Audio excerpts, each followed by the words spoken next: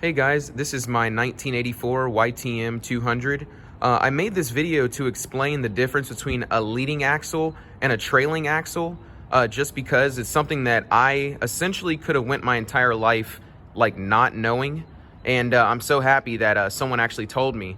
I uploaded my YouTube video, the ride video, to Facebook, one of the Facebook groups, the three-wheeler groups, and some guy, he actually noticed that my front end right now is a leading axle, and that is not what I want. And I'll explain the difference between the two.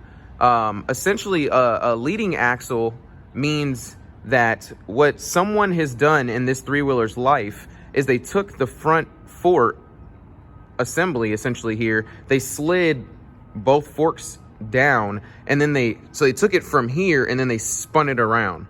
So now the front end is sitting more angled. It's got a rake to it. It essentially the front wheel is sitting further away from the frame now. And so the reason someone would usually do something like this is, like, I guess if you're hill climbing, you know, it kind of stops the front end from wanting to wheelie. And so that's why I'm really surprised in the video I uploaded yesterday that I was actually able to get the front end up like at all. But from all the research I've done, these are supposed to be wheelie monsters. So that's why it really surprised me that it was somewhat hard to get the front end up.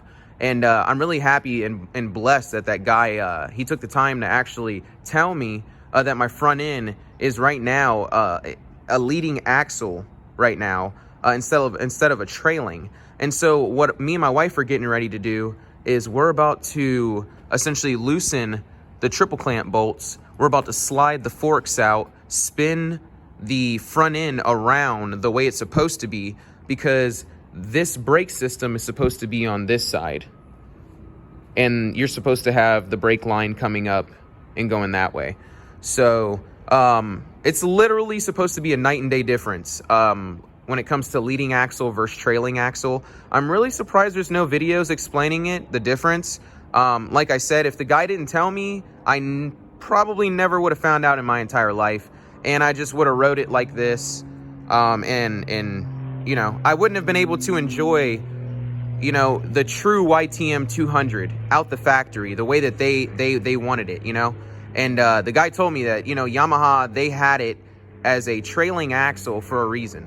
I found this, it's a little write-up here. It was in a three-wheeler magazine, and a guy said, with a trailing axle, you'll have a bit more stability, especially at higher speeds.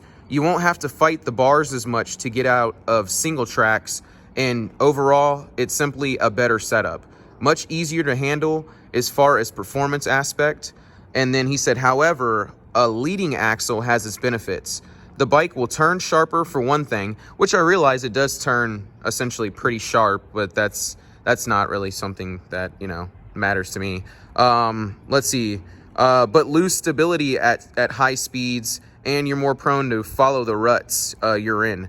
It does give you a touch more wheelbase. Obviously, he's referring to the front wheel being a little bit further out. Let's see. He said, in general consensus among most trikers is that the trailing front axle is far superior. So, with that being said, me and my wife, we're going to go ahead and flip the front end around the way that it's supposed to be. And I really cannot wait to ride it with the trailing axle. I'm super excited. As you guys can tell, I've already stripped it down. Like I said, I'm going to turn this sucker into like a little race three-wheeler. I'm trying to make this thing look as custom as possible.